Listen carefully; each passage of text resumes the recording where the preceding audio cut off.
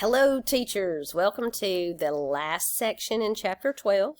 It is 12-4 and what we're talking about is similar triangles and other similar figures. So remember, we've spoken extensively about congruent triangles and congruent figures. What congruent means is they are the same measure, so the same measure angle, the same measure segments. Now we're dealing with similar, which is a different definition. So at the end of this, you will be able to understand and explain similar figures. I was starting that, and I thought maybe I needed to go ahead and tell you the outcomes. Theorems for determining similarity for triangles. So remember, we have theorems for determining congruence. That was side, side, side, side, angle, angle, and angle, angle, side. We have theorems also for similarity. They're named very similar too. Properties of proportion for similar triangles, mid-segments of triangles and quadrilaterals, and indirect measurements using similar triangles. Now, first let's start off with a definition of similar triangles. So triangle ABC is similar to triangle DEF. Notice the notation. So triangle ABC is similar to DEF. Compare that to congruent. Remember, congruent uses this notation, and similar uses this notation. Okay? So triangle ABC is similar to triangle DEF if and only if, remember that means you read the definition both directions, the corresponding interior angles are congruent and the lengths of the corresponding sides are proportional. Okay, so the angles are the same. So remember, we talked about congruent means it's the same measure. So if angle A is congruent to angle D, angle B is congruent to angle E, and angle C is congruent to angle F. And remember how you write that. It is clear from where we write it here that A is congruent to D, B is congruent to E, and C is congruent to F. That's why the order you write your triangle down in when you write congruency matters. Same thing with similarity. Okay, but the line segments are not the same. They are proportional. Okay, so let me highlight that. Congruent, and the lengths of the corresponding sides are proportional. That means, let's go back to our notation over here, that line segment, you notice AB corresponds to DE. So notice the ratio here, that AB over DE. And then look here, BC corresponds to EF. So I have at the end BC over EF. And then AC.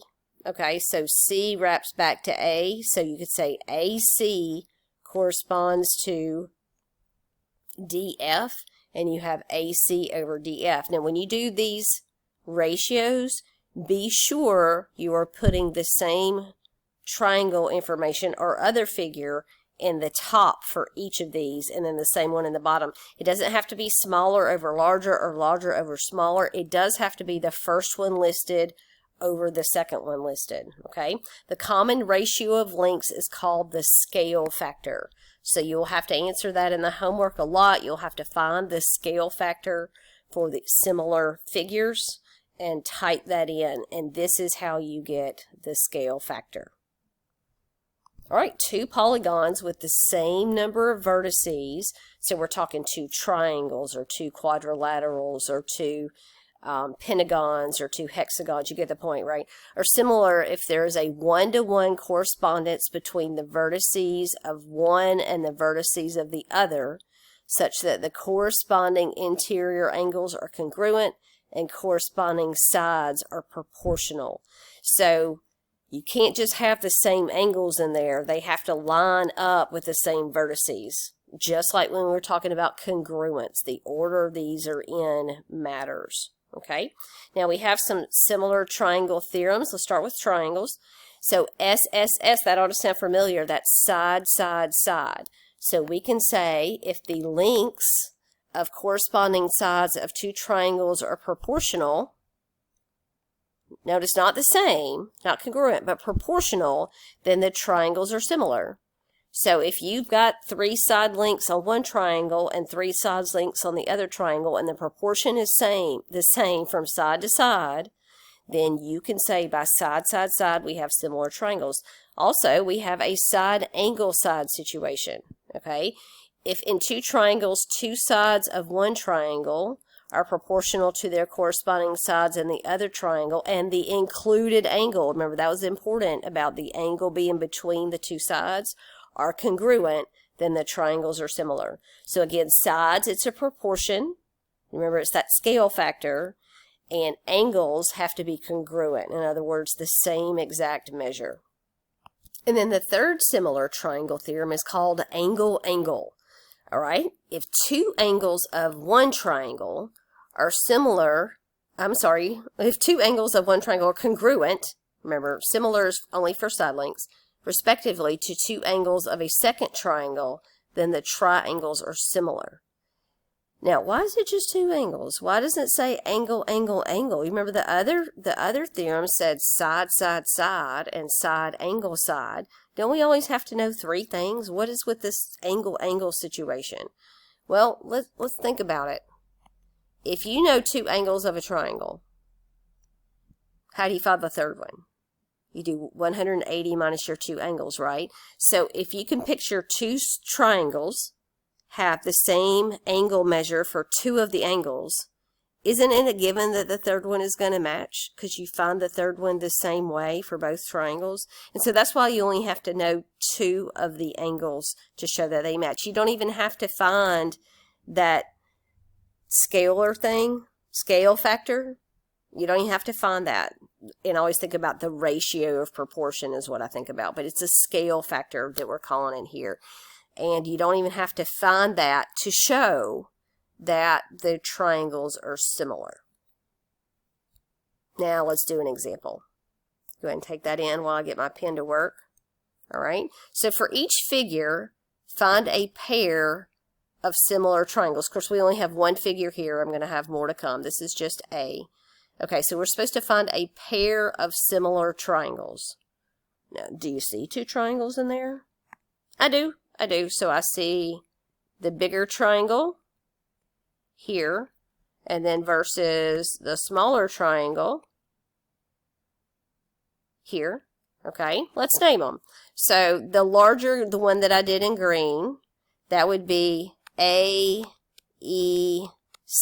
or ACE. I feel better about that. I try to do those clockwise, although it's not required. So ACE.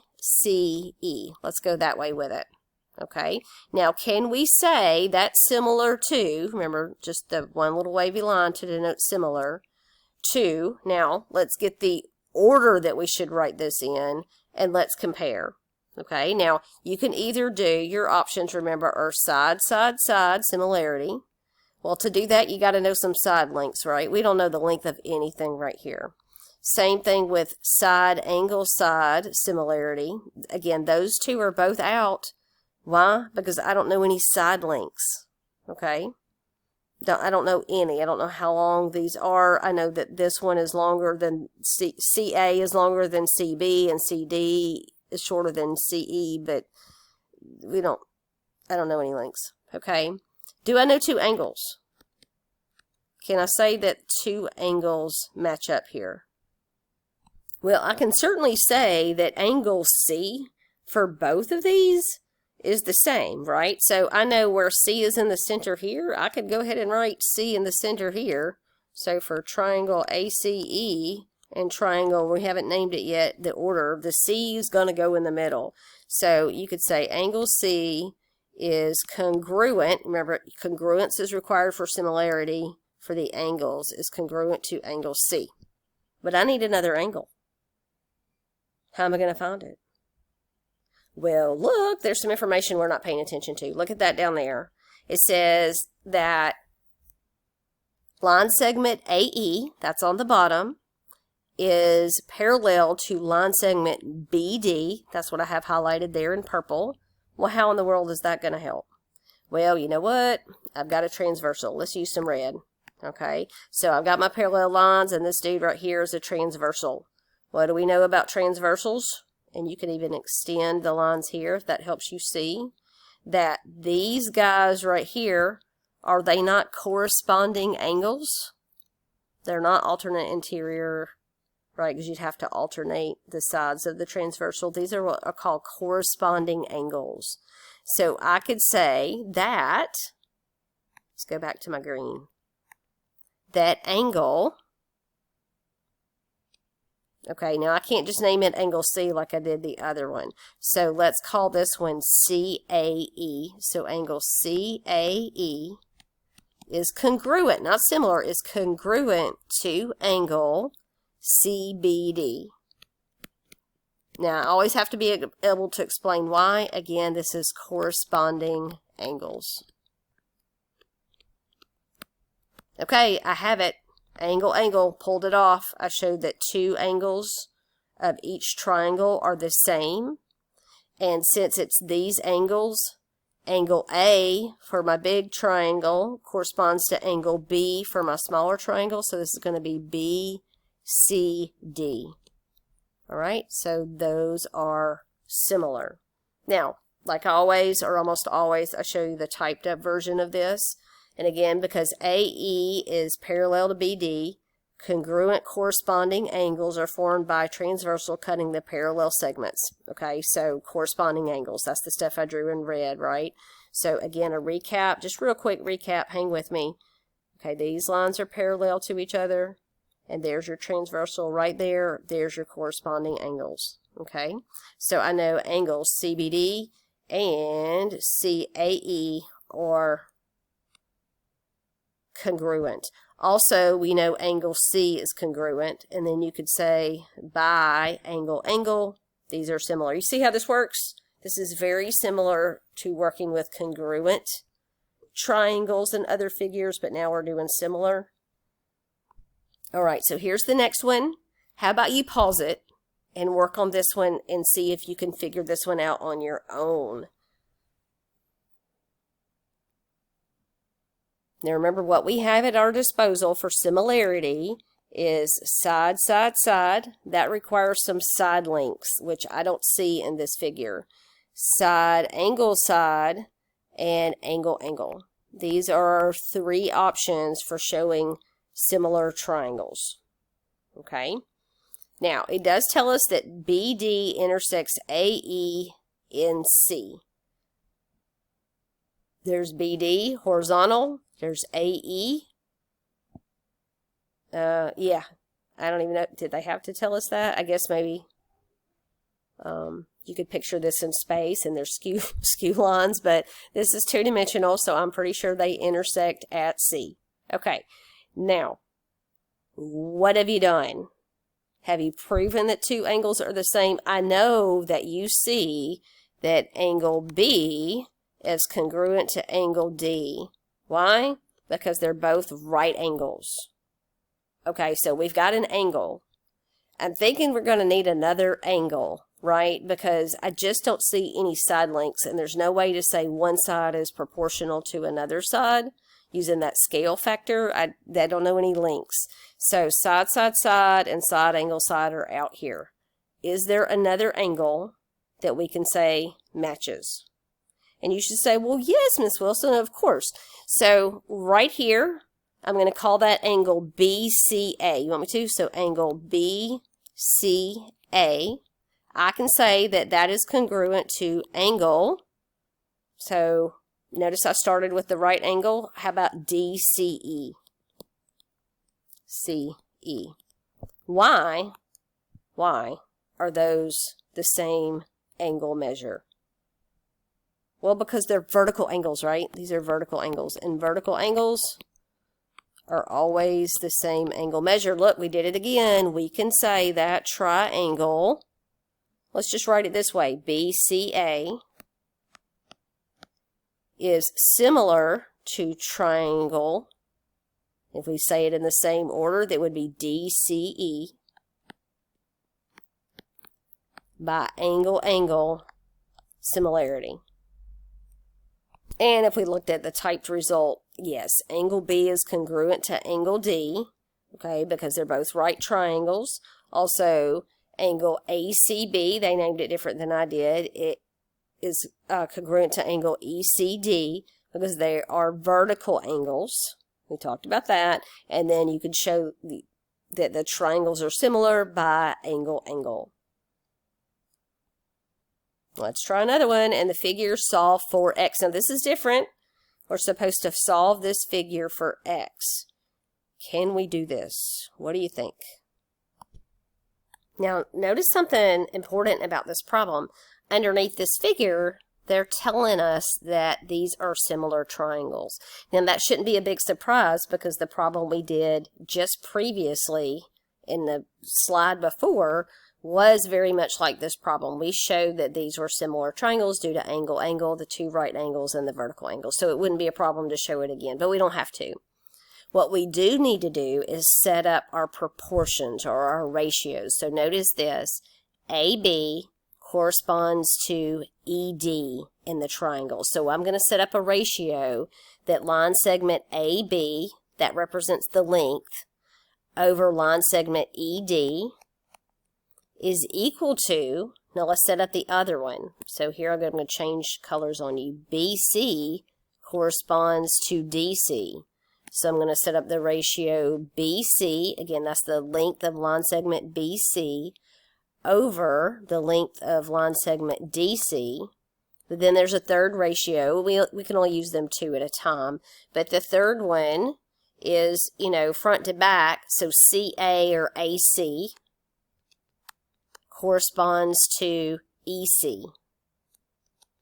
Now notice every single time I put the one on the left in the numerator and the one on the right in the denominator.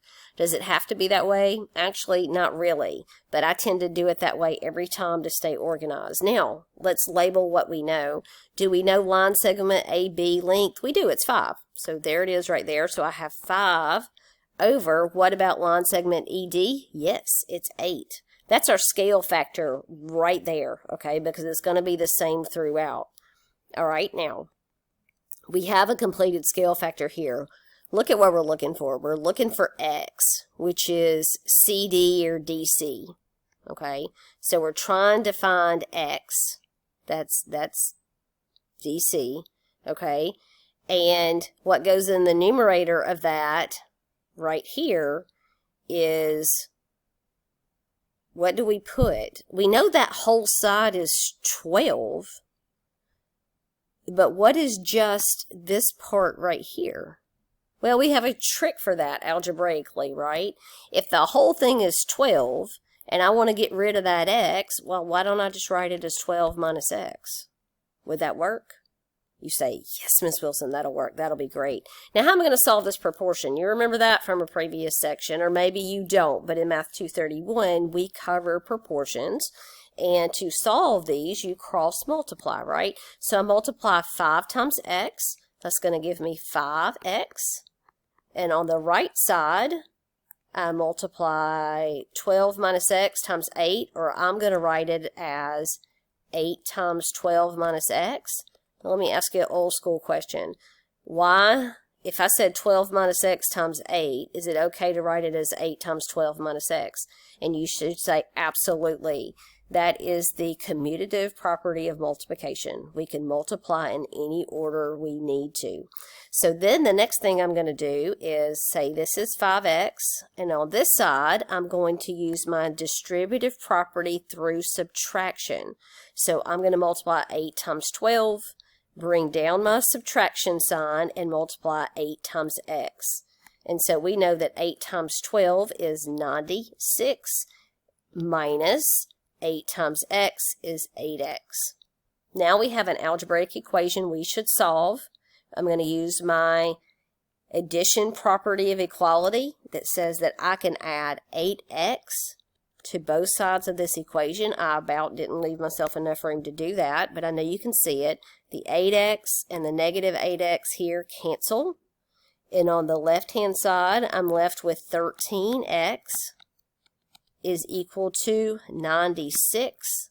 Now what do? You know what I do? Again, this is a multiplication property of equality. I'm allowed to divide both sides by 13, and you know dividing by 13 is the same as multiplying by 1 over 13, the reciprocal, so that really is a multiplication property of equality.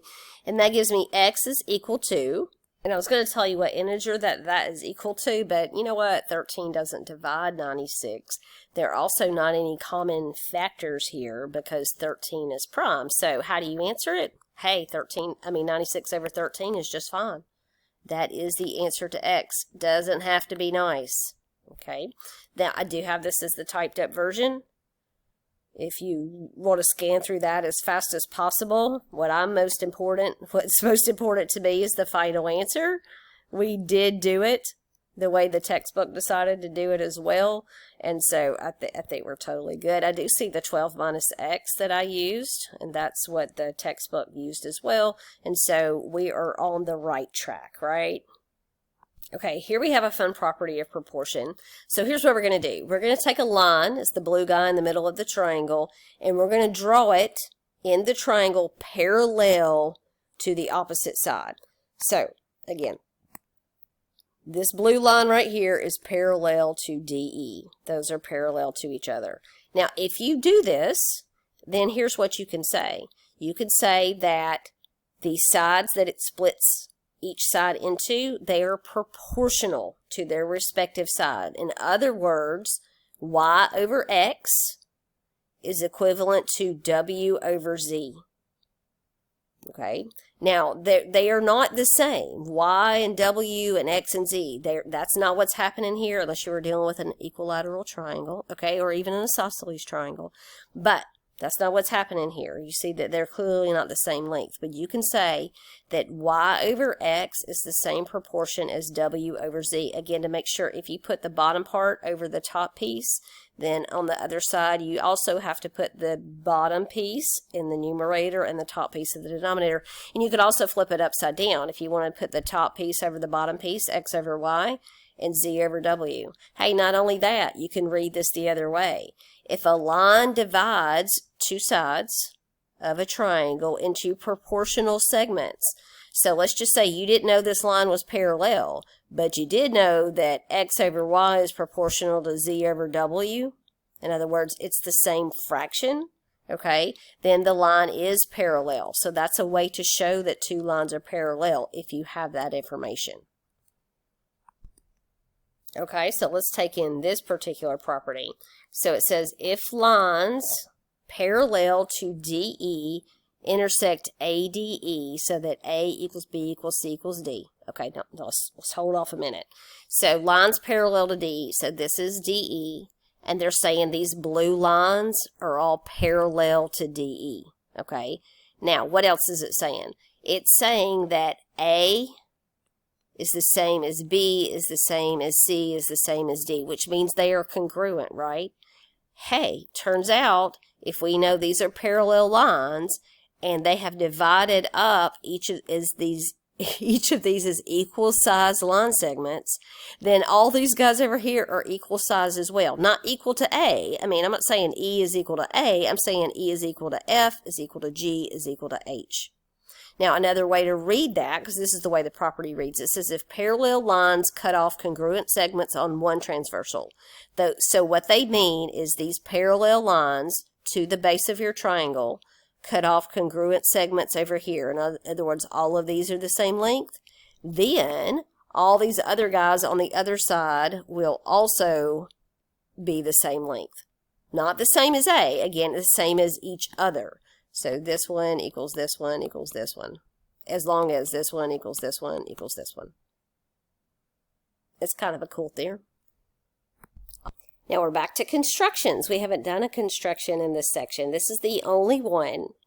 So using only a compass and a straight edge, we can divide segment AB into three congruent parts. If you'll notice in the first, it's always the information that you've been given.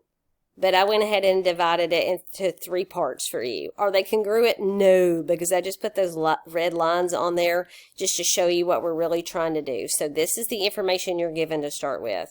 And our goal is to divide up the segment AB into congruent parts. So this is a method that'll do that. For this particular example, they divided AB into three congruent parts. Now, this construction is pretty involved. And notice it looks like it's in 1, 2, 3, 4, 5 steps. But step 5 is a lot.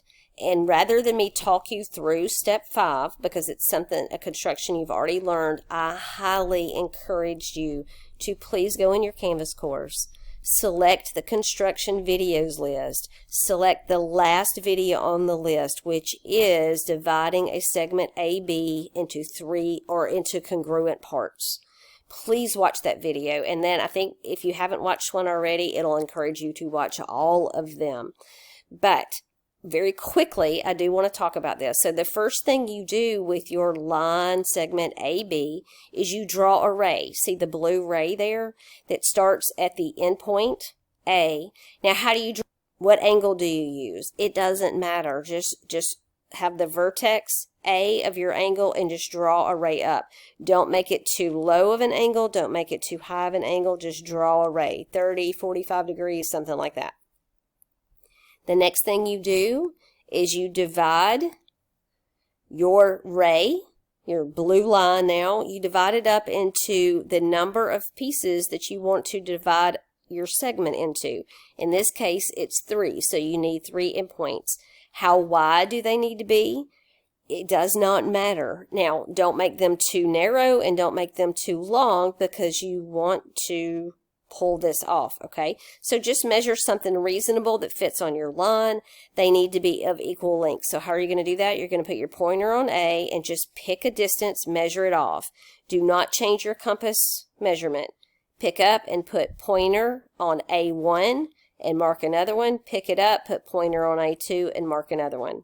The next thing you do is with your straight edge, you connect your last endpoint here to B. All right, what are we going to do next? We're going to construct parallel lines. Again, so draw a ray, all right, divide it up into as many parts as you need. In this case, 3 equal parts, which means we need 3 endpoints. Connect the last endpoint to the other endpoint of your line segment. And this is where all the work comes in.